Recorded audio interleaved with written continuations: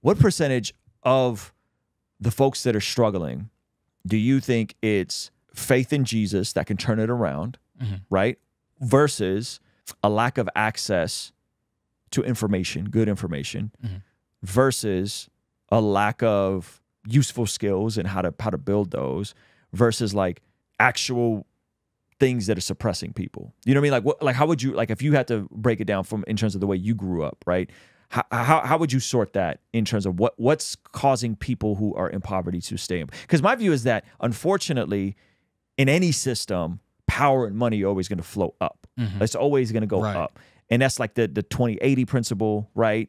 And it sucks. But from your vantage point, what like how would you sparse that? How much of it is lack of information, lack of imagination, which is real? Like if you're growing up and you're in the same environment every day and no one around you is successful, that's a real challenge. Yeah. Lack of good information.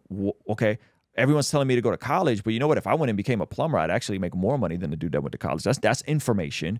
And then like actual resources to get to the public transportation, to get to the school, to get to the, you know what I mean? Like, how would you sparse that out? It's interesting. Like, what was it Jesus said that he who has more will be given to him, and he who has less, even what he less has will be taken. Yeah, that's what I mean by money always travels up. That's what I mean by the 20/80. Jordan Peterson calls that the Matthew principle, which is really sad. Like that sucks. I'll tell you what I think the solution is. You make money by having money. Yes, you make money by having money. That you have more resources by having the resources already. Yes, and so I think it's the fact that people. Not only do they not, like, there's plenty of community programs and stuff. There's so many things that I grew up in the hood with that were free. Like, I had free karate lessons. We had this thing that was called the Beacon. Like, you could go there, and they had a swimming pool access. They had, like, basketball, all types of different things you could get into. Like, you can go and do your homework. There's a lot of resources, but the thing is, resources is one thing, and then it's, like, the family structure. There's so many different failures happening at so many different levels. Like, you have kids that are going home to abusive environments too, just because that's what poverty creates, and it just snowballs. It's like from, whether it be single mothers or the two people that are together, but they're alcoholics or they're on drugs or whatever, which that obviously is going to drain your money and all your resources. All of that's going to, that continues a cycle of poverty or mental illness. It's so many different things going on that it's hard to just pin it to one thing. And that's the thing when it comes to like this poverty issue or the wealth gap issue, that's why I don't put too much stake in politics anymore or like yeah, I can have my views and we can disagree and say like, oh, in theory this might work, but it's like it might, right? But it's like it's not that one thing, and we like to blame this one system for something, but it's just so many things that's going on to where it's like, okay, you can give somebody all these different resources and put it in their hands and say this is the blueprint, this is how you do it, and for whatever reason it still doesn't happen, not even because they don't want it, but for various other things. Because like you said, growing up and having no examples of success, seeing that literally everyone you went to school with is still the same or worse off than their parents were because the economy has tanked and everything is way more expensive than it was before. And, college doesn't take you where we thought it was, the way they sold it to us. And all of these promises that we had of like, okay, just follow this straight and narrow and you'll get the middle-aged family with the picket fence. Plenty of kids, still working in fast food with a bachelor's degree, with even people with master's degrees that just like underemployed. So it's hard to really pinpoint one thing. And it's not just a resource, because like I said, there are resources in a lot of places like the inner city, stuff like that. I think a lot is lacking in mentorship. You have churches that kind of have become this point of just like I said before, it's a checklist that people mark off. Oh, I went to church this Sunday. That's it. I'm going to wipe my hands clean. The pastor says, oh, I'm going to just come and preach this message and hopefully they're receiving it. If not, then whatever. And, or nowadays we have people like with life groups and stuff like that. I think the church needs to do more to be practical in people's lives and give them real skills, like practical, because we need to build a kingdom. We need to be the only way that Christian values will be implemented when it comes to wealth is if Christians get wealthy. How else? How else? We can't keep going. We can't keep me. I've always been happy with little. Yeah. I grew up with little. Yeah. You know, I've always been a resourceful person. I can do a lot with little. But I've come to a point in my life, I'm like, I want to give. I've had people that have come to me and just given me money. I'm like, I want to be able to do that. I want to be able to afford to just have disposable income and just be like, hey, I just wanted to bless you today. Yep. Like, I just want, you know what I'm saying? I want to be able to fund some stuff. Yeah. You know what I'm saying? Like, look at what, for example, you look at Angel Studios, right? And then people were complaining like, oh, they're Mormon or this, then the third. Okay, but the Mormons, they must be doing better than us because they got all of this money that they're putting together to actually spread Jesus, right? Yeah. Mormons. There's definitely there's a work ethic within there. There's not just a work ethic, but there's my dentist is Mormon, which by the way that might be controversial. But my dentist is Mormon. So there's a work ethic, but then there's what's that thing with where the dollar stays within the community?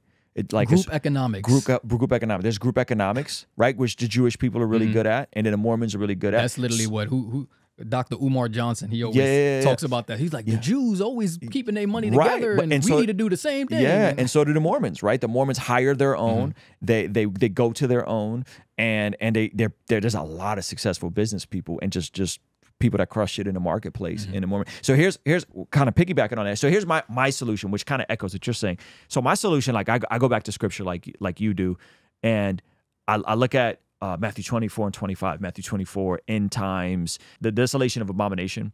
In Matthew 24, crazy stuff is happening, right? And it's like end time stuff. Then it goes into Matthew 25. Matthew 25 opens with the parable of the wise and the foolish virgins, meaning Jesus is coming back, the bridegroom is coming back. The wise virgins had enough oil to be prepared. The foolish virgins didn't. Then it goes right into the parable of the talents, right? Which you're familiar, which is like every capitalist's favorite Bible passage, right? It's like the parable of the talents, invest and get more, right? Which I'm all for. And then but the beautiful part, and this is in the gospel, is that Jesus juxtaposes the parable of the talents, and then he goes right into caring for the least of these. Right. Now, the chapters and the verses in our Bibles didn't get added until around the year 1500. Actually, by some. So that was just all one stream of consciousness. That was all one stream of consciousness. So you got Jesus talking about, hey, invest, right? Luke says in the KJV, occupy till I come, right? And then it goes from the parable of the talents right into caring for the least of these. And the least of these is, hey, I was naked and you clothed me. I was hungry, you fed me. I was in jail, you visited me. So like, those are pretty controversial things to say. Why were you in jail, Jesus? You know, what were you in jail for, right? And then they go, when did we see you naked and clothe you? When did we see you hungry and feed you? When did we visit you in jail? And he goes, what you have done to the least of these, you've done unto me. And then he separates the goats from the sheep. And so I think, this is my theory, I think the parable of the talents going right into that is intentional. I think what Jesus is getting at is that, hey, those of you guys that have the ability, that have the skill set, that have the talent, that have the capacity, that have the opportunity, go and make the most of that so that you can care for your brother that doesn't have or can't, or the widow or the orphan or the marginalized. I know that's a trigger word for people, right? And especially like beyond the United States. How many people don't have clean drinking water? How many people are like really living without the gospel? They don't even have Bibles allowed in certain countries. And so when I look at that together, I go, okay, I think that's the solution. You said a word earlier that I think really stands out to me, which is mentorship, right? Like sometimes just having access to someone that's a season ahead, right? Like I have my pastor, his kids are all teenagers and out of the home, basically. They're all adults. And my kids are 3 and 9. Just having access to someone that's a season ahead that can like help you. I want to have godly kids, right? But I think the mentorship, and ultimately I think, like you said, like Christians building wealth so that more of us can have companies that we can give people incentives and a profit share, right? Like here, we just do a gross percentage. So everyone here, we hit our payroll and we hit a certain amount. Everyone here gets a percentage of the gross, not the net. They know every dollar that comes in. They know every dollar that goes out, more or less, right? Like I had to buy a new Roadcaster Pro or whatever. Like generally speaking, I'm not like buying a jet, right? Like that's not what we do here. But they know what comes in, and they know that, hey, we're getting a percentage of the gross revenue that comes in, right? And to me, to your point earlier, like that, not only is that incentive, but like I want my people to do good. Like, Yeah. I want my people to go and buy homes and to build wealth and to take care of their families and not have to stress about finances and not have to stress about healthcare and not have to. And that to me is kingdom capitalism. Like, that to me is kingdom. Let's take care of our own, because that's God's heart, you know? And as we take care of our home, Dave Ramsey has this idea of us now. So you, your family, your nuclear family, then your extended family now, and then them. So that you first take care of home base, and you make sure you're good, you make sure your extended family's good, and then you think about extending beyond your circle into your local community, into your global community, right? And so I think like there's this beautiful blueprint and tapestry of this in Scripture. And I think you nailed it, where it's like, yo, the more people actually use their time, talent, and treasure for the glory of God, the more people we could help. Because all those things that Jesus talked about, visiting somebody in prison, clothing somebody, feeding, you need resource. Yeah. Like, somebody has to have a flexible schedule to go and visit people in prison and do prison ministry. Somebody has to have access to buy extra clothes to clothe people who don't have clothes. And that's the thing too. Like, think of all the wealthy women that sponsored Jesus, right? And you know, when you think of Acts, what the wealthy people did then, you know, for the church, it's, of course, if I'm a neurosurgeon working 60-hour, 70-hour work weeks, what time do I have really for ministry? But I'm making all of this excess money. I can be sponsoring someone that is in ministry, and that's what they do. That's right. But people see that, especially because of pressures from the world, and that has infiltrated a lot of the church, where they're like, I'm not going to tithe. Why I got to give my money to you? Like, oh, you trying to sell me spirituality? No, they're working for their wages. That's a service. Do you know what it takes to sit down and exegete the Bible? Like, do you know what it takes to sit down and like really understand this and prepare a message to come and like, you're at a high position of scrutiny to where I'm done if I teach you something false. I'm done. So week after week, we have ministers that are, you know, coming to us with the word and teaching us, and they're on their knees and they're praying, and that's what they do. They're the priest. Yep. They're the priest. Hey, thank you so much for checking out the video. Comment down below and let me know what you think. And be sure to check out this video that YouTube is recommending just for you. Let me know if they nailed it. All right? I'll see you over there. Peace.